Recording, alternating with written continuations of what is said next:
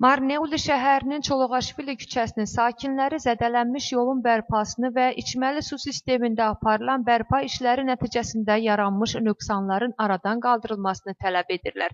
Sakinlərin sözlərinə görə şirkət su sistemini dəyişdirməyə başlayandan binalarının zirzəmiləri və ətrafı hər gün su basır. Buranın vəziyyətinə baxın, buranın vəziyyəti bax bu balajenidadır. Harasa da 5 ildir belədir. Pastayan su olur buralar. O tərəf başı sudur, başı yerimək olmur. Bura ucu yatıb. Burası əlinə asfalt idi.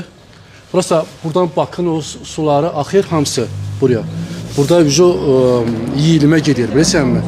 O üçün biz istəyirik ki, bura asfalt olsun. Bir də o bakıları da düzəltsək daha gözəl ola bilər də. Hamı şlanqını oradan çıxardıb, dolanda hamısı yerə axır, eləmi? Yerdə ucu yeriməyə yer olmur. Məsələ ilə bağlı Marneuli TV Gürcüstanın Birləşmiş Su Təchizatı şirkəti ilə əlaqə saxladı. Şirkət izah etdi ki, sakinlər tərəfindən çənlərin nəzarətsiz doldurulması suyun bilmədən ətrafa tökülməsinə səbəb olur. Bunu əhalinin özü də təsdiqləyir. Şirkət binanın ətrafına yığılan suyun səbəbini dərhal araşdıracaq.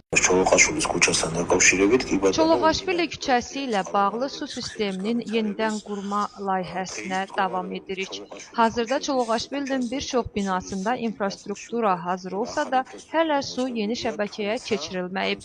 Zirzəmilərə su dolmasına gəldikdə isə biz su sistemini inkişaf etdirdik deyə əhali tərəfindən öz başına düzəlmiş sistemlər yeni təzyiqə dayanmır və partlayır. Zirzəmilərin vəziyyəti ona görə belə olur. Marneuli Bələdiyyə Meriyasının məlumatına görə Birləşmiş Su şirkəti layihə başa çatdıqdan sonra müqaviləyə uyğun olaraq su təchizatı sisteminin tam bərpasından sonra Çoloğaşvili küçəsinin bərpasını təmin edəcək.